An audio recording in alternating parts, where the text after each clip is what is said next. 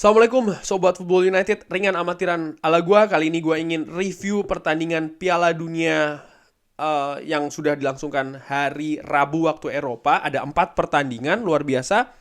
Dimulai dari pertandingan pertama dulu antara Maroko menghadapi Kroasia yang berkesudahan 0-0. Menurut gua Kroasia datang ke atas lapangan dengan keunggulan pengalaman, dengan keunggulan teknis. Walaupun Maroko juga dengan Hakim Ziyech ya kan, dan beberapa pemain lain memiliki kualitas individu yang bagus. Hanya saja di pertandingan tadi gua melihat Kroasia lebih unggul pengalaman dan juga lebih unggul secara kolektif. Artinya sistem permainan yang mereka lakukan itu lebih bisa menguasai possession. Hanya saja Maroko bertahan dengan sangat solid, dengan sangat baik, dengan berharap tentu saja melakukan serangan balik dengan melakukan transisi serangan yang cepat dari bertahan ke menyerang. Ada beberapa momentum yang menurut gue ringan amatiran lebih banyak dikuasai oleh Kroasia, namun sayang tidak berhasil atau tidak tajam. Maroko walaupun lebih banyak bertahan dengan mengandalkan serangan balik, terlihat punya passion yang besar, punya semangat yang besar. Pergerakan para pemainnya juga sangat cair, sangat mobile ya, sehingga menyulitkan pemain-pemain Kroasia untuk bisa build up serangan dengan rapi. Maroko dengan serangan baliknya juga sempat mendapatkan beberapa momentum, bahkan beberapa peluang. Namun ya selain kiper juga penyelesaiannya menurut gue kurang baik, sehingga akhirnya pertandingan pembuka hari ini tadi ya berkesudahan dengan 0-0, dan dengan hasil 0-0 antara Maroko dan Kroasia menurut gue ini jelas menguntungkan Maroko, di mana ketika tadi sebelum pertandingan Kroasia dengan statusnya sebagai runner up Piala Dunia edisi sebelumnya di Rusia, ya Maroko jelas ini lebih bisa memetik keuntungan lah dengan hasil ini. Partai kedua akan gua bahas terakhir, yaitu adalah Jerman menghadapi Jepang. Gua akan bahas terakhir. Gua ingin bahas dulu partai antara Spain menghadapi Costa Rica, Spanyol menghadapi Costa Rica. Luar biasa, pesta gol. Pasukan dari Luis Enrique bisa menggelontorkan 7 gol menghadapi Costa Rica. Bahkan secara statistik Costa Rica tidak ada tendangan sama sekali. Jangankan shot on goal, shot yang off goal ya, atau tidak mengarah ke gawang, ini mereka tidak ada. Bagaimana kok ini bisa terjadi? Perbedaan kualitas di samping juga kondisi non teknis dari Costa Rica. Gua melihat Costa Rica di pertandingan tadi secara mental ya, mental kolektif ini sama seperti Qatar, ini sama seperti Iran. Tidak percaya diri, demam panggung, grogi, banyak kesalahan, banyak hal yang tidak jelas yang terjadi tadi di Costa Rica. Setiap kali mereka mendapatkan bola, mereka seperti serba salah. Mereka tidak tahu harus seperti apa. Di sisi lain, Spanyol bisa bermain dengan sangat efektif. Mereka tampil percaya diri, pengalaman itu yang terlihat juga di atas lapangan. Sangat kental. Sehingga kemampuan teknis yang memang di atas kertas ini Spanyol di atas Costa Rica bisa lebih menonjol lagi. Bagaimana passing dari para pemain Spanyol ini sangat enak, sirkulasi bolanya pun juga demikian. Sementara pemain Costa Rica dalam melakukan pressing, dalam melakukan defense saja, mereka tampak tidak terorganisir dengan baik. Sering terjadi kebingungan siapa jaga siapa, siapa marking siapa ya. Sementara pemain Spanyol sangat mobile. Tidak hanya diam di satu posisi, mereka terus bergerak. Luar biasa Trisula di depan dari kubu Spanyol ya, Ferran Torres, Marco Asensio dan juga Dani Olmo mengacak-acak betul pertahanan dari Costa Rica. Bahkan menurut gua gol cepat yang mereka raih dalam waktu 11 menit dan secara total 30 menit mereka sudah bisa menyerangkan 3 gol. Ini semakin mempersulit keadaan dari Costa Rica, yang bukannya mereka bangkit secara mental, secara percaya diri ya setelah mereka tertinggal banyak. Artinya ada perbaikan di sektor non teknis, psikologis.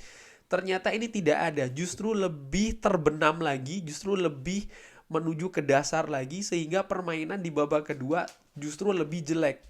Sementara Luis Enrique di babak kedua bukannya menurunkan tempo atau ya membuat permainan lebih rileks. Tidak, mereka terus menekan, mereka terus merengsek ke depan ya, mereka terus mencari solusi.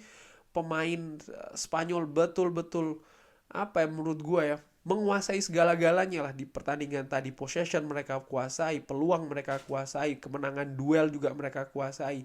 Sementara Costa Rica benar-benar tampil menyedihkan, sehingga bahkan di babak kedua Spanyol mampu menambah 4 gol lagi. 2 gol terakhir diciptakan di atas menit ke-90.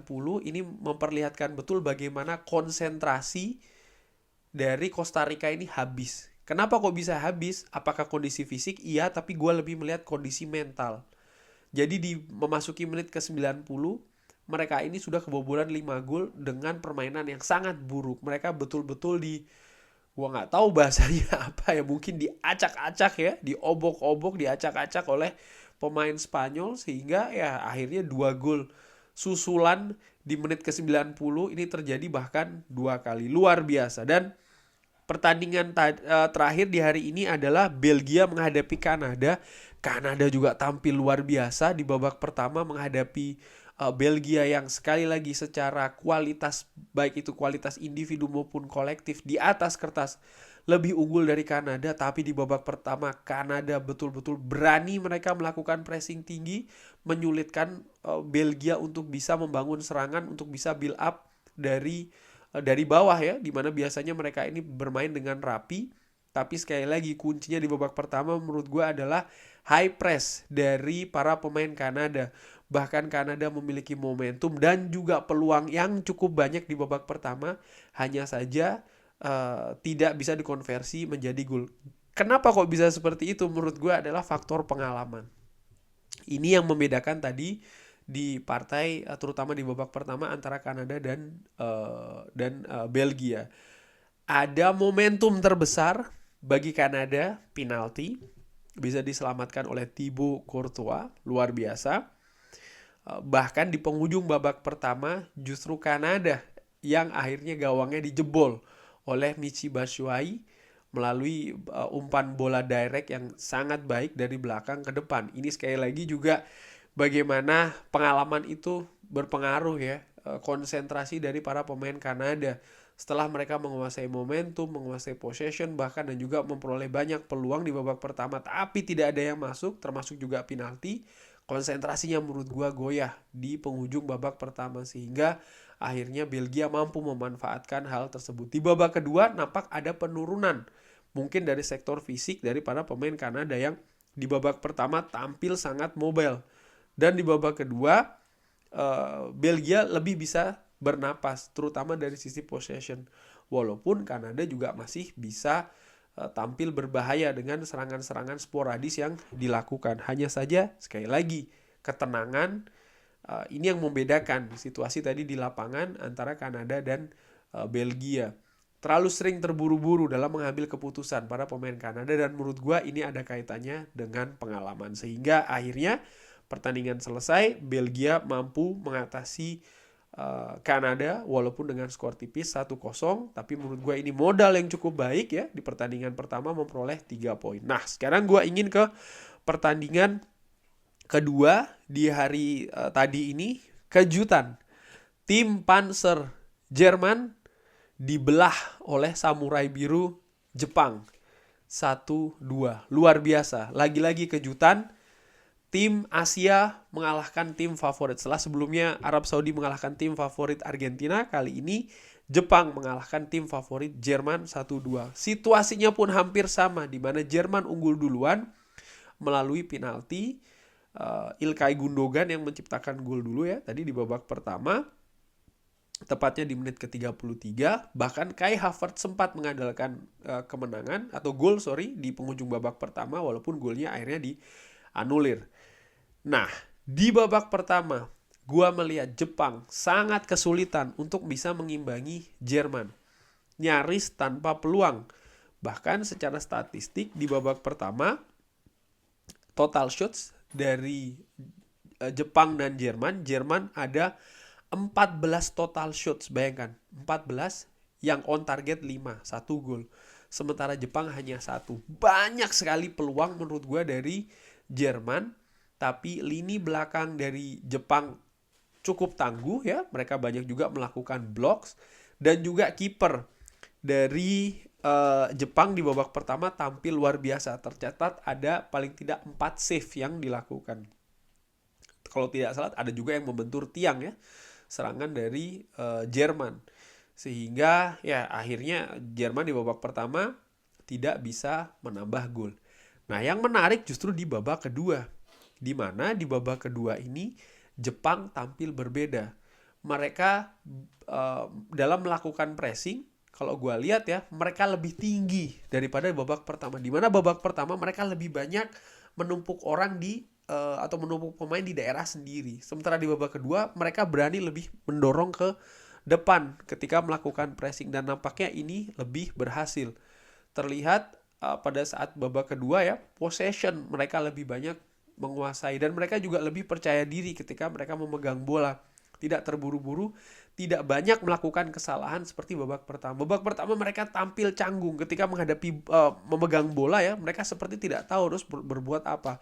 Akhirnya bola hanya dibuang-buang saja ke depan dengan, menurut gue sih dengan amatiran nampaknya agak ngawur juga ya, sehingga pemain Jerman cukup mudah mengamankan.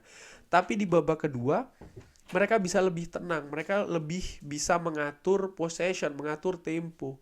Tentu saja dengan beberapa serangan juga mereka lakukan dengan direct, tapi dengan akurasi yang lebih baik dibanding babak pertama. Akhirnya dengan usaha yang terus menerus, mereka akhirnya bisa mampu menyamakan kedudukan 1-1 melalui Ritsu Doan. Pemain Jepang ini sempat bermain di Eredivisie dengan PSV Eindhoven, dan juga sebelumnya dengan FC Groningen, walaupun sekarang dia bermain di SC Freiburg Jerman. Luar biasa, dia bermain di Jerman.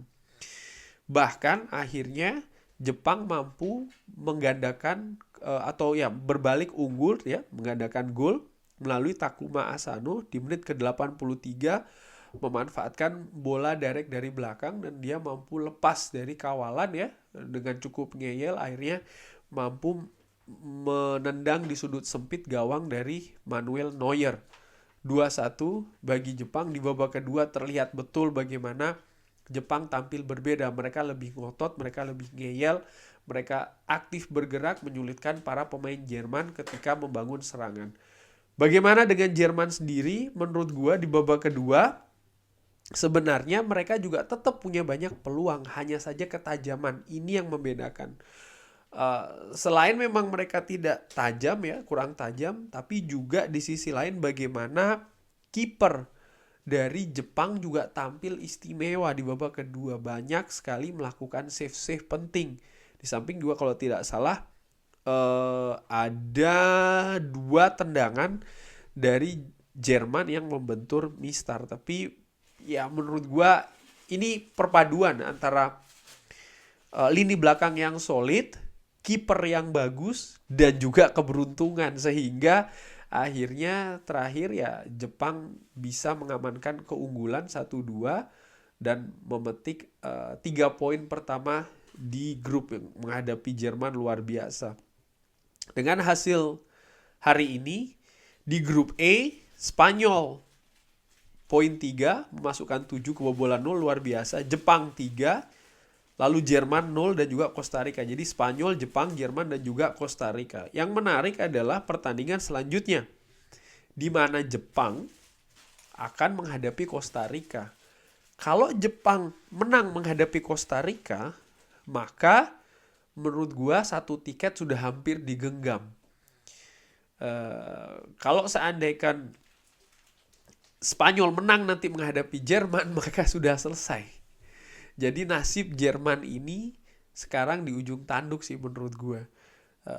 Selain mengandalkan pertandingan sendiri, Jerman juga berharap tentunya Costa Rica mampu memberikan perlawanan terhadap Jepang, yang Costa Rica dihancurkan oleh Spanyol. Ini juga tidak mudah ya bagi Costa Rica, bagaimana secara mental dulu mereka harus bisa healing nih, mereka harus bisa membalikkan situasi. Kalau tidak, bukan tidak mungkin Jepang yang sedang dalam posisi mental psikologis yang bagus ya, baru saja menghantam Jerman, ini menang lagi dengan Costa Rica. Dan kalau itu yang terjadi, maka Jepang luar biasa sih menurut gue, langsung bisa menggenggam tiket ke babak selanjutnya. Di grup lainnya, di grup F, dengan hasil tadi, maka Belgia menduduki peringkat pertama dengan nilai 3, lalu ada Kroasia dan Maroko dengan nilai 1, dan juga Kanada. Belgia di pertandingan selanjutnya ini akan menghadapi Maroko, sementara Kroasia akan menghadapi Kanada. Ini juga menurut gua grup F ini masih banyak kemungkinan yang bisa terjadi. Secara matematis tentu saja hasil hari ini masih belum banyak bisa menggambarkan akan seperti apa, walaupun Kanada tentu saja saat ini peluangnya paling kecil ya, karena tadi kalah menghadapi Belgia. Tapi kalau mereka bisa secara konsisten memainkan permainan ya, menyajikan permainan seperti tadi ketika menghadapi Belgia dan diperbaiki lagi, lebih tenang ya, dan juga lebih tajam, menurut gua mereka punya potensi untuk menjadi kuda hitam. Walaupun menurut gua rekan amatiran nampaknya seperti yang gua katakan ya, Belgia merupakan favorit dan satu tiket lainnya akan diperebutkan oleh Kroasia dan Maroko. Kurang lebih demikian. Terima kasih sudah menyaksikan. Sehat-sehat terus sekeluarga, murah-murah rezekinya. Jangan lupa like, sholat, subscribe. Wassalamualaikum warahmatullahi wabarakatuh.